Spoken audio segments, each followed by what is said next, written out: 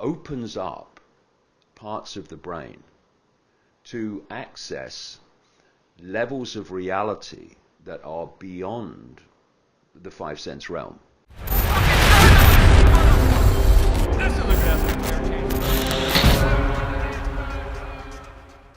We had a different conversation about kind of ayahuasca and DMT.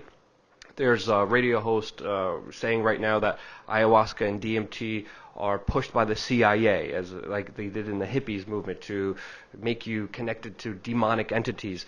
And personally, you know, when it comes to a lot of individual experiences that, you know, I had myself, we kind of had a similar one where we talked about it before. It was very eye-opening. It was very seeing. But I'm kind of questioning if it's, you know, the right thing to kind of open up, whether we're supposed to know or not know, and if this is even kind of the two worlds that you were talking about before. Do you kind of see it that way? Because it kind of makes me question this kind of bigger kind of spirituality thing, and if it's, you know, the right thing to do. Because on one hand, you know, you have people saying it's bad, it's demonic entities. On the second hand, you're having people having incredible experiences that change their lives for the better, and they're completely changed human beings who aren't filled with hate anymore, who aren't filled with fear anymore because of it. So there's kind of a duopoly here, and I kind of wanted to get your kind of stance on this bigger debate of the kind of psychedelics and the kind of CIA, the bigger aspects of this. What's your take on it? One word, frequency. Everything's a frequency. We live in a band of frequency. We think we live in a world. We don't. We live in a world as people perceive it. It's a band of frequency. It's the frequency that our senses can decode into this reality, and it's tiny. As I've said many times before, the electromagnetic spectrum is 0.005% of what exists. Some say it's a bit more in science, but not much. Tiny. And visible light, which is the only frequency band that we can see visually, the world of the seen is within visible light, is a smear of the 0.005%. So basically humans are blind. So I say, it's another story, another day, but I say that is not an accident. That's been manipulated in the distant, what we call past, so that we only decode a tiny band of frequency, and basically it's a frequency prison. Anyway, if you focus only on the and perceive basically only the five sense world of the seen, you're actually only interacting in a conscious way with a smear of 0.005%. And of course, they have shown in more recent times that there is something called brain placidity. They thought for a long time that once the brain was formed, then that was it. Now they know it's anything but it. And that the brain is constantly changing the way it decodes information, processes information, on the basis of the information it receives. Now, just as a very quick aside, in a ridiculously short time, I mean, in evolutionary terms, 0.000000001 of a second, this technology's come in, this smart technology, and it has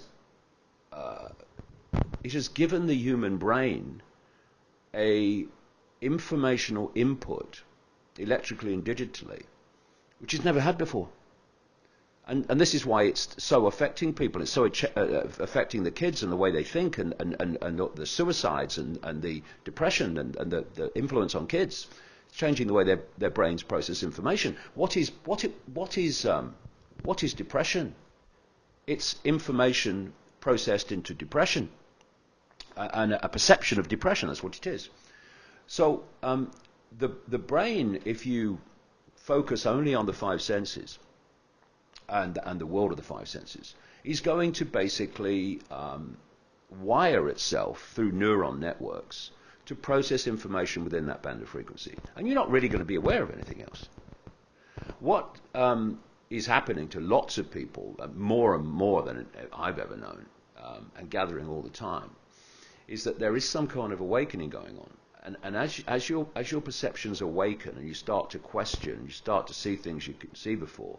This process of brain placidity is changing the way the brain processes information. So you start processing in a different way. So you start to perceive the world very differently to how you did before, when the brain was just decoding 5 sense information. So if we go to the ayahuasca stuff, I only took it once. I had a fantastic experience, unbelievable, on 2 nights in Brazil in the rainforest. That opens up parts of the brain to access levels of reality that are beyond the 5 sense realm. But what does it open to? You know, I've said about ayahuasca and all these kind of drugs, they don't take you to somewhere else. They take you to where you already are, but a different level of it. So if you're in a real low frequency, depressed, dark, as you might call it, state, and you take this stuff, then you'll go to a frequency expression beyond the world of the scene that relates to where you are. So if you are in a more high frequency state when you take this stuff, it will take you to a high frequency state. And so some people will have, they will have demonic experiences. And other people will have, paradise experiences. Because it takes you to where you already are. And this, of course, is very important when we talk about death, when our consciousness, our awareness leaves the body at death. It's a great line, great saying I came across years ago. Death is no cure for ignorance. Because your frequency state doesn't suddenly change when you withdraw from the body. It's that frequency state. So, you know, where we move on to is dictated by a frequency state. And what is our frequency state dictated by? Perception. Perception. So, because your perceptions are frequencies. Hate is a frequency. It's a very dense, low frequency. Fear is a dense, low frequency. And the more that this cabal manipulating global society can keep the target population in a low frequency state, well, what is it not doing in those low frequency states? It's not accessing high frequency states where people would get an insight beyond the program.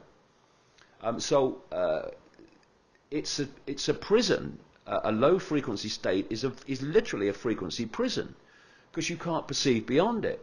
So they want people fighting. They want people in depression. They want people who are in a state of hate. And on that subject, by the way, have you seen the face on some of these anti-haters? Full of hate. I'm from Antifa. I'm against hate. What? Talk about projection. The hate on their face is unbelievable when they talk about anti-hate. Because they don't have the self-awareness to actually say, mirror, it's me, innit? Yeah, if you don't look in the mirror, someone else is always to blame.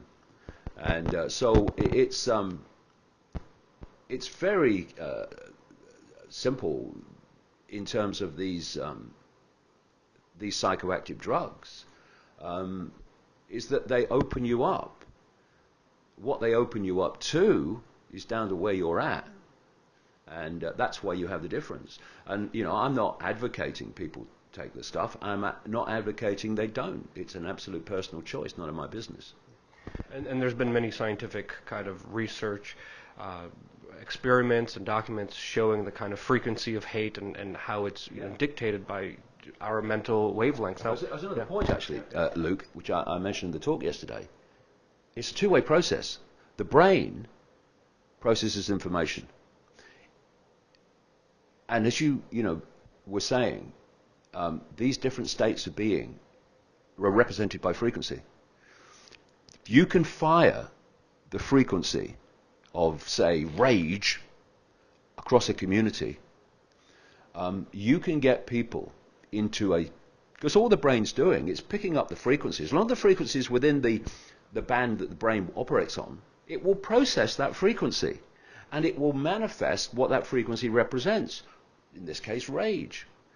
So you're pounding this frequency out across the community, and now they're in a state of rage. They don't know why they are, and they might even not be aware that they're in a state of rage, but it's there, just waiting. You need just an incident to light the firework, and the rage expresses itself. You can have a riot, crazy riot, where people are doing things that they wouldn't normally do, and people, they'll have to join Naivety Anonymous if they don't think that they don't believe that's happening. It's happening all the time. They worked out the frequencies a long time ago. You said before something that resonated with me. It's a simple choice: fear or love, and I think that choice is becoming very, very apparent. Personally, I mean, we talked about this in the separate video. When I did DMT, I got the message and expression of love and had a good positive experience. But thank you for kind of breaking it down that way, because it is kind of a conundrum. Because I have been not really talking about it or advocating for it, because, as you said, some people have very negative experiences on it because of where they're at, and I think it's a quick thing on that. When I had my ayahuasca experience, in the room, same night, someone was having a nightmare on the same experience. And just like anything, it could be something that could be awakening and beautiful and amazing, or it could be extremely destructive as well.